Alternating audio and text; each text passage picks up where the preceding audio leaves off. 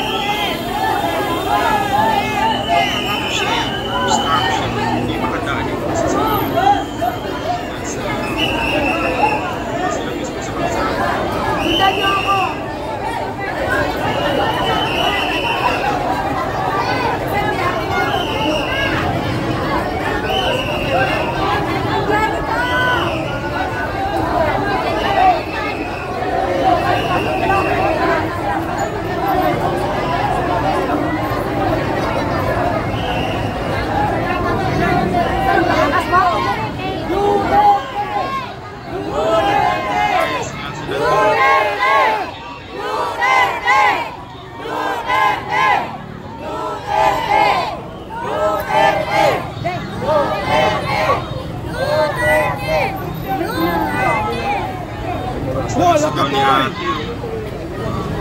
Hoy! Malaki na yan.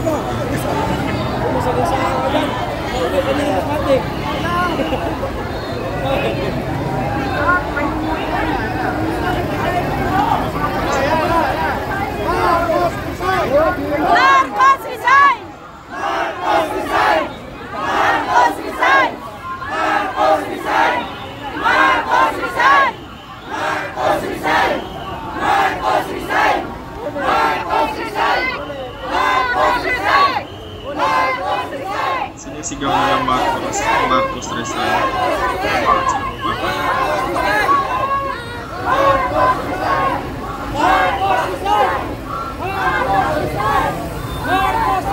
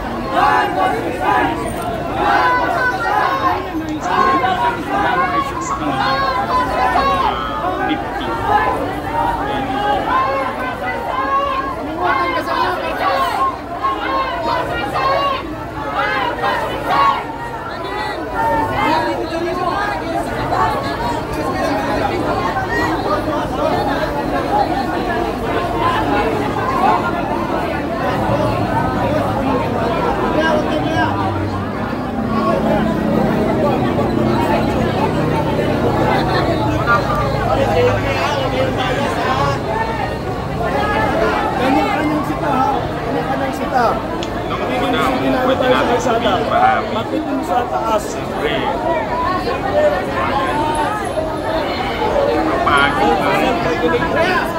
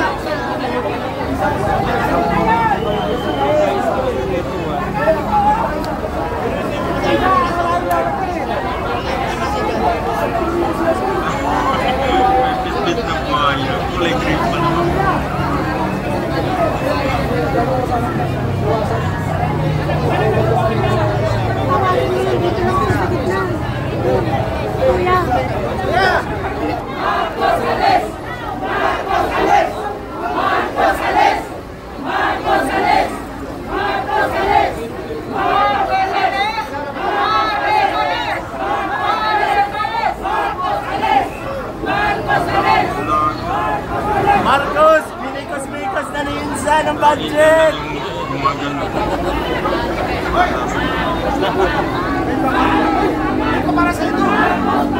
Okay lang sana, hindi eh. May chance na mo.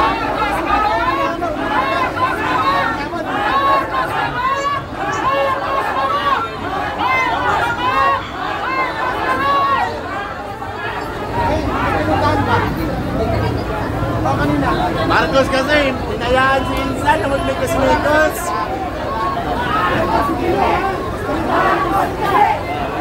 Freedom of speech! Marcos resign!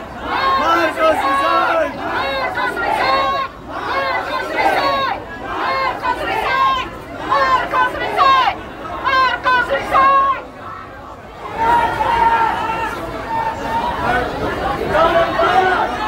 Bagay, i-update ang speech ng mga sa atin. Kaya malaki tayo magsalita.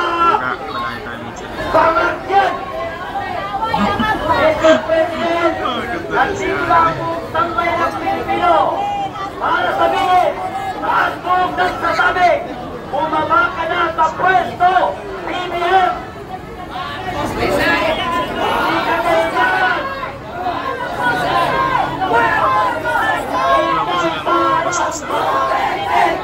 Inday Sara Como Presidente Inday Sara Como Presidente Inday Sara Como Presidente Inday Sara Como Presidente Inday Sara Como Presidente Inday Sara Como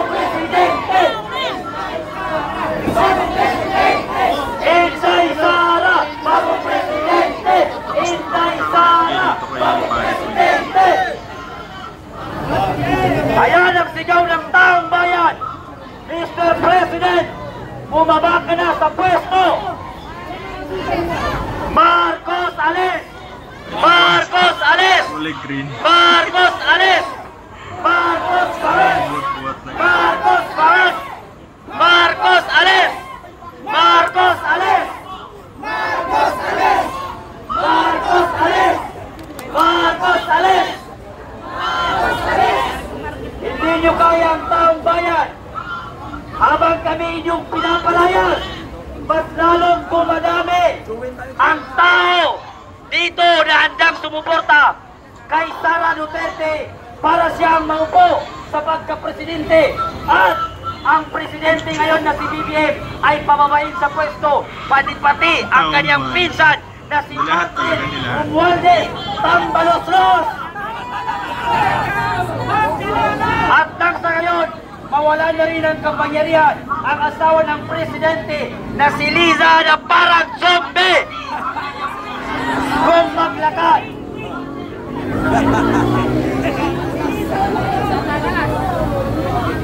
parang penguin, parang palaka, parang zombie. Gusto pala nila dito. Akala mo, Sara napakaganda mo pag naglakad ka at nakagaon. Parang ang penguin, nakakasuka.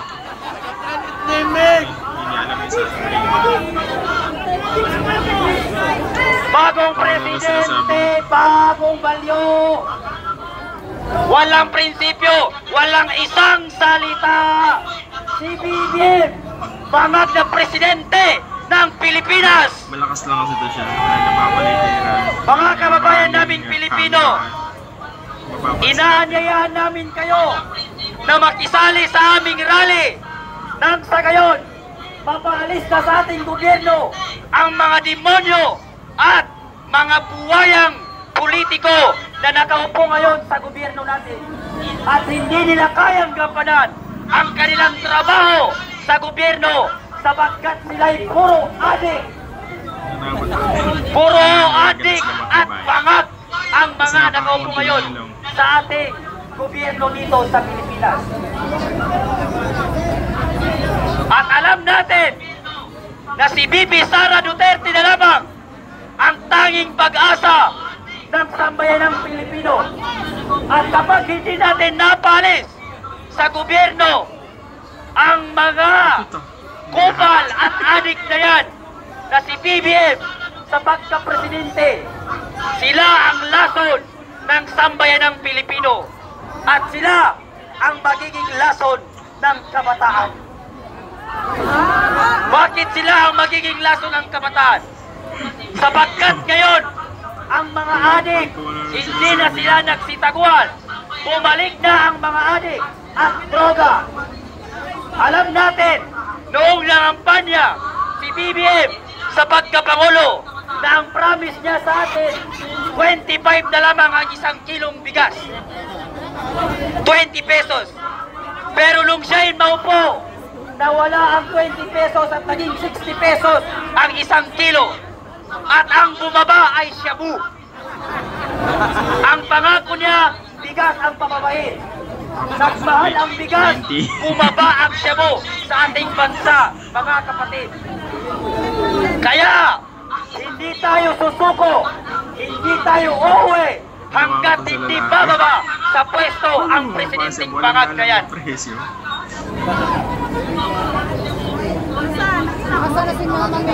Sabay-sabay natin isigaw, Sara Duterte! Sara Duterte! Bagong presidente!